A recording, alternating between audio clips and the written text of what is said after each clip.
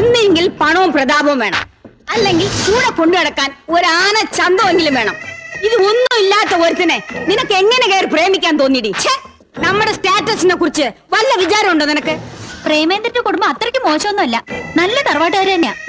തറവാട്ടുകാര് നമ്മുടെ 7 അയലത്തെത്തും അവര്. ശങ്കു, എന്താ ഒന്നും മിണ്ടാത്ത? അമ്മ പറഞ്ഞാലും കാര്യമില്ലാതില്ല. ഈ കുടുംബങ്ങൾ തമ്മിൽ ചേർച്ചയില്ലെങ്കിൽ മനസമാധാനം ഒരിക്കലും കിട്ടില്ല. അച്ഛന്റെയും അമ്മയുടെയും കുടുംബങ്ങൾ തമ്മിൽ വലിയ ചേർച്ചയിലായിരുന്നല്ലോ. എന്നിട്ട് ഒരു ദിവസമെങ്കിലും മനസമാധാനത്തോടെ അച്ഛൻ ഉറങ്ങിയിട്ടുണ്ടോ? നിന്റെ അച്ഛന് എന്തിന്റെ കുറവിലാടി മനസമാധാനം ഇല്ലാത്ത? അഡ്ജസ്റ്റ് ചെയ്ത് പോന്നു, അത്ര തന്നെ. എന്റെ ജീവിതം എങ്ങനെ വേണമെന്ന് നിശ്ചയിക്കേണ്ടത് ഞാനാ. അതിന് തടസ്സം നിൽക്കുകയാണെങ്കിൽ തുടർന്ന് ജീവിക്കണമെന്ന് എനിക്കില്ല. എന്താ മോളെ പറയുന്നത്? ഞാൻ തൂങ്ങിച്ചാവൂന്ന്, അത്ര തന്നെ. ഇത്രയും നിസ്സാര കാര്യത്തിന് തൂങ്ങിച്ചാവുമെങ്കിലേ പോയി ചാവടി. എനിക്കിത് നിസ്സാര കാര്യമല്ല. ഞാനൊരു കാര്യം തീരുമാനിച്ചാൽ പിന്നെ അത് മാറില്ല. ഞാനും. വിശാലം, അവളെന്തെങ്കിലും കടുങ്കൈ? പിന്നെ അതെ, അവൾക്ക് മൂക്കത്താ ശുണ്ടി. വാശി പിടിച്ച് നേടാൻ അവളെ കഴിഞ്ഞിട്ടേ ഉള്ളൂ. അമ്മ എന്തിനാ വെറുതെ എതിർക്കാൻ പോണത്? അവൾക്കത് മതിയെങ്കിൽ നടത്തി കൊടുക്കണമേ. കെട്ടുന്നതും കൊണ്ടു കിടക്കുന്നതും അനുഭവിക്കുന്നതെല്ലാം അവൾ തന്നെയല്ലേ? അനുഭവിക്കട്ടെ. ഇനി വല്ല ആത്മഹത്യാശ്രമം നടത്തിയാൽ മോശപ്പേര് നമുക്കാ. നാട്ടുകാർ വേറെ വല്ലതും പറയും. പിന്നെ നല്ലൊരു കുടുംബത്തിന്ന് ബാക്കിയുള്ളവർക്ക് പോലും നല്ല വരച്ച വരയിൽ നിർത്താൻ ഈ കുടുംബത്തിലേക്ക് ഒരു മരുമകനെ കിട്ടിയെന്ന്. എനിക്ക് ഈ കല്യാണത്തിന് ഒട്ടും താല്പര്യം ഉണ്ടായിട്ടല്ല. എന്റെ മോള് തൂങ്ങിച്ചാവണ്ടെന്ന് കരുതിയാ ഞാൻ ഇതിന് സമ്മതിച്ചത്. പിന്നെ എന്റെ മോളെ കെട്ടുന്നവൻ ഏതവനായിരുന്നാലും ശീതനം കൊടുക്കാനുള്ളത് ഞാൻ കൊടുക്കും. സ്വർണത്തിന് പുറമെ ഒരു മാരുതി കാർ. നിനക്ക് ഡ്രൈവിംഗ് വശമുണ്ടോടാ? അത് പിന്നെ ഇല്ലെങ്കിലും സാരല്ല, വണ്ടി നേരത്തെ കൊടുത്തേക്കാം, ഓടിച്ചു പഠിക്കട്ടെ. ടീച്ചർക്ക് അവാർഡ് കിട്ടിയില്ല അതിശയില്ല. മക്കളെ നന്നായിട്ട് പഠിപ്പിച്ച് വളർത്തിയിട്ടുണ്ട്. എല്ലാം കൊമ്പത്തല്ലേ കയറി പിടിച്ചിരിക്കുന്നത്. ഒരുത്തി കോടീശ്വരനെ വളച്ചെടുത്തു, ഒരുത്തൻ കോടീശ്വരിയെ വളച്ചെടുത്തു. എന്തായാലും ശാരദാ ടീച്ചറിന് കച്ചവടം ലാഭം. അപ്പോ മകൾക്ക് നിശ്ചയിച്ച മുഹൂർത്തത്തിൽ തന്നെ ഇതും നടക്കട്ടെ. ശങ്കു,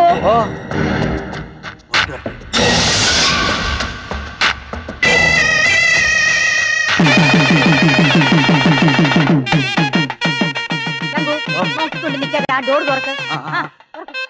പ്രേമേന്ദ്ര, നീ ഇതിലൂടെ കേറു മക്കളെ. പിന്നെ ശരി മക്കളെ. പ്രേമേന്ദ്ര, ഞാൻ മോളോട് ഒരു നല്ല വാക്ക് പറഞ്ഞോട്ടെ. എന്റെ നാത്തൂനെ കെട്ടിയതേ ഒരു കോടീശ്വരനാ. നമ്മൾ സ്റ്റാറ്റസ് വിട്ടൊന്നും നീ പെരുമാറണ്ട കേട്ടോ. അമ്മയ്ക്ക് ഈ രേണുക അറിയില്ലേ? ഞാൻ ഒരിടത്തും താഴ്ന്നു കൊടുക്കോ? പ്രേമേന്ദ്രൻ ഒരു പാവാ. എന്റെ ഇഷ്ടത്തിന് കൊണ്ടുനടക്കാൻ എനിക്കറിയാം. അവനെയും കൂട്ടി നമ്മുടെ വീട്ടിലേക്ക് പോന്നേരാ. പറഞ്ഞതൊക്കെ ഓർമ്മയുണ്ടല്ലോ. കേറിക്കോ മോളെ. പ്രേമേന്ദ്രന്റെ വീട്ടുകാർ പൊന്നൂല് നോക്കണം. വേണ്ടിക്ക്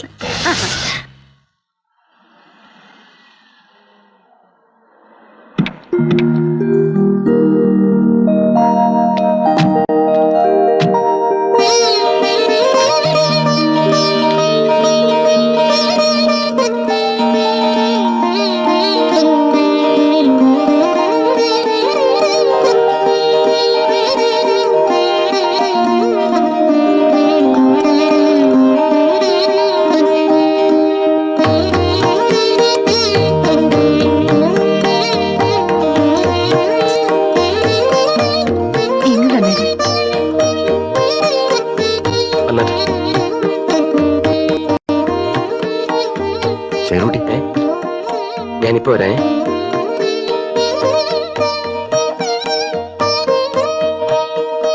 കൊച്ചമ്മേ,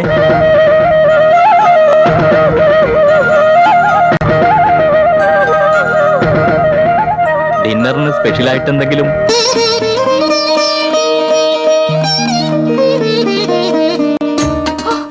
എന്തൊരു ചൂടാ ഇവിടെ. തെക്കേ മുറി AC ആണെന്നാ ഇവിടെ എല്ലാരും പറയാറ്. ഈ ജനലൊക്കെ തുറന്നിട്ടാ ഇവിടെ എന്ത് കാറ്റാണെന്നറിയോ? പക്ഷേ ഇന്ന് തുറന്നിടാൻ പറ്റുമോ? എനിക്കിവിടെ എന്നിട്ട് ശ്വാസം മുട്ടുന്നു. ഈ ജനാലെല്ലാം അടച്ചു പൂട്ടിയിട്ട് എനിക്ക് ഉറങ്ങാൻ പറ്റുമല്ല.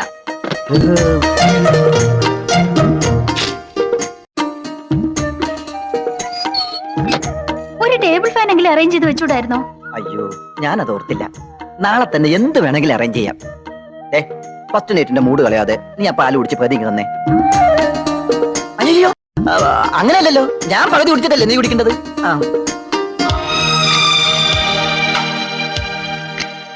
ഈ ലോകത്തിലെ ഏറ്റവും വലിയ ഭാഗ്യവാൻ ഞാനായതുപോലൊരു തോന്നൽ.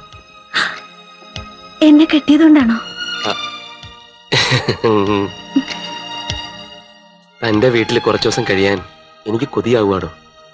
നമുക്ക് നാളെ തന്നെ അങ്ങോട്ട് പോയാലോ? ആ കൊച്ചു വീട്ടിലോ? ഇവിടെയാണെങ്കിൽ എന്തൊരു സൗകര്യ. എനിക്ക് ഇവിടുന്ന് പോണോന്നേ ഇല്ല. നമ്മൾ രണ്ടുപേരും മുഖത്തോട് മുഖം നോക്കിയിരുന്നാൽ എന്ത് രസമാണോ ഉള്ളത്. തന്റെ വീട്ടിലാണെങ്കിൽ എത്ര അംഗങ്ങളാ, തമാശയും പൊട്ടിച്ചിരിയും ബഹളവും. അച്ഛനും അമ്മയും ഒരുപാട് മക്കളും ഒക്കെ ഉള്ള ഒരു വലിയ കുടുംബം എനിക്ക് ഒത്തിരി ഇഷ്ടാ. എന്തു പറ്റി? തണുക്കുന്നുണ്ടോ? ഞാൻ AC ഓഫാക്കാം. വേണ്ട, AC-യുടെ തണുപ്പ് എനിക്കിഷ്ടാ. ശേഖരേട്ടാ, എന്താ? കല്യാണത്തിന് വന്ന് പലരും ചോദിക്കുക, എന്താ ചോദിച്ചത്? ശേഖരേട്ടന് എത്ര രൂപയുടെ സ്വത്തുണ്ടെന്ന്. സ്വത്തോ? ഇനി ആരെങ്കിലും ചോദിച്ചാ അവരോട് ഗമയ്ക്ക് പറയാനാ. സ്വത്തിന്റെ കണക്കൊക്കെ ഞാൻ അവരെ വിശദമായിട്ട് പിന്നീട് ബോധ്യപ്പെടുത്തിക്കൊള്ളാം. നീഞ്ഞു വന്നേ.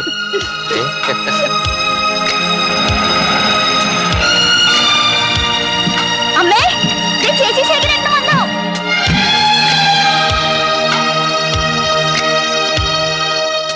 ചേച്ചി, രാവിലെ എല്ലാരും ഒന്ന് കാണണമെന്ന് തോന്നി, ഞങ്ങളിഞ്ഞു പോന്നു. അതിനെന്താ, നിങ്ങൾക്ക് എപ്പോ വേണമെങ്കിലും വരാലോ. അയ്യോ ചേച്ചി, അടിപൊളി സാരിയാണല്ലോ. നീ തുടക്കല്ലേ? വാ മകളെ. സാധാരണ കെട്ടിച്ചു വിട്ടാ മൂന്നാം പക്കം ആരെങ്കിലും ചെന്ന് വിരുന്നിന് കൂട്ടിക്കൊണ്ട് വരിക പതിവ്. അല്ലാതെ പിറ്റേ ദിവസം നേരം പുലരും മുമ്പ് അച്ചുവീട് അന്വേഷിച്ചു വരുന്ന ആണുങ്ങളെ ഞാൻ കണ്ടിട്ടില്ല. അച്ഛ വീട് വിരുന്ന്, നീ ആരുടെ കാര്യം ഈ പറയുന്നത്? എന്താ രണ്ടുപേരും കൂടി മുറിക്കാതിരുന്ന ഒരു സംസാരം? നീ എന്താ, നീ മാത്രമല്ലോ? ഞാൻ മാത്രല്ല, ചേട്ടനുണ്ട്. ഞങ്ങക്ക് രാവിലെ ഇങ്ങോട്ട് പോരണമെന്ന് തോന്നി. ഞങ്ങളുടെ നാട്ടുനടപ്പനുസരിച്ച് കൂട്ടിക്കൊണ്ടു പോകാൻ വീട്ടിൽ നിന്ന് ബന്ധുക്കൾ ആരെങ്കിലും വരും, എന്നിട്ടേ ചെല്ലൂ. ഞങ്ങൾ അതൊന്നും നോക്കില്ല. സ്വന്തം വീട്ടിൽ വരുന്നതിന് എന്ത് നാട്ടു നടപ്പ് നോക്കാനാ? എന്താ ഇന്നലെ ഉറങ്ങിയില്ലേ? ഓ, നിങ്ങളൊക്കെ ഇവിടെ എങ്ങനെയാ കഴിഞ്ഞുകൂടണേ? കാറ്റും വെളിച്ചം കടക്കാത്ത ഈ കുടിസ് റൂമില് ഞാൻ ഒരുപോലെ കണ്ണടച്ചിട്ടില്ല. ഞാനും. എന്താ ഈ AC-യുടെ തണുപ്പ്? സത്യത്തിൽ ജലദോഷം പിടിച്ചു. അത് AC റൂമിൽ താമസിച്ച് പരിചയമില്ലാഞ്ഞിട്ടാ. ആഹാ, രണ്ടുപേരും കൂടി സംസാരിച്ചോണ്ട് നിൽക്കുക. കാപ്പി എടുത്ത് വെച്ചിട്ടുണ്ട്, വാ. ആ ചേട്ടത്തി ചെല്ല്, ഞാൻ സാറിനെ വിളിക്കാം. സാറോ? ഞാനത് ഓർത്തില്ല. എല്ലാരും പുള്ളിക്കാരനെ അങ്ങനെയാ വിളിക്കാറ്. പ്രഭാവതി വിളിച്ചത് ആ പഴയ സ്നേഹയാണെന്നുള്ള ഓർമ്മയില്ല അല്ലേ? ഭാര്യയാണെന്ന് എപ്പോഴും വിശ്വസിക്കാൻ പറ്റണില്ല. പ്രേമൻ എന്തിയെ?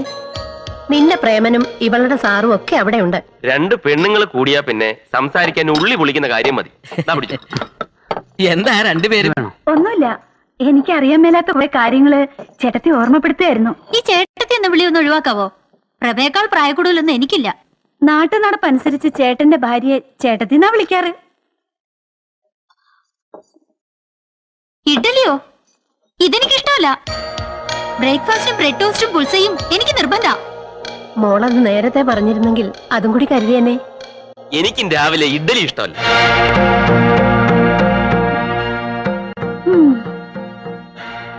അമ്മേ, നല്ല പഴങ്കഞ്ഞി ഇരിപ്പുണ്ടോ? ഈ ചേട്ടന്റെ കാര്യം തമാശ. തമാശ ഒന്നും അല്ലടി. അമ്മഞ്ഞെടുത്ത് ഈ പഴങ്കഞ്ഞിയിലേക്ക് കുറച്ച് തൈരൊക്കെ ഒഴിച്ച് 2 കാന്താരി മുളക് എടുത്തിട്ട് ഞെരടി ഞെരടി കുറച്ച് അച്ചാറും ചമ്മന്തിയും കൂടെ കുഴച്ചങ്ങോട്ട് കഴിച്ചാലുണ്ടല്ലോ. ഓ, അത് കേട്ടപ്പോഴേ എന്റെ വായിന്ന് വെള്ളം ഊറും.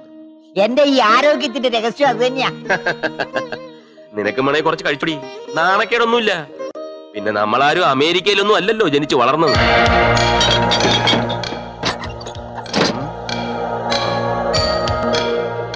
അല്ല, പ്രേമേന്ദ്രൻ ഇഡ്ഡലിയാണോ അതോ പഴങ്കഞ്ഞിയാണോ? ഞാനിപ്പോ വരാം. ആ, നീ കണ്ടോ, ചേട്ടത്തിക്ക് ഫീൽ ചെയ്തിട്ടുണ്ട്. ഓ, ആ പഴങ്കഞ്ഞി എത്തിയല്ലോ. ഇങ്ങോട്ട് വെച്ചോളൂ, ഇങ്ങോട്ട് വെച്ചോളൂ.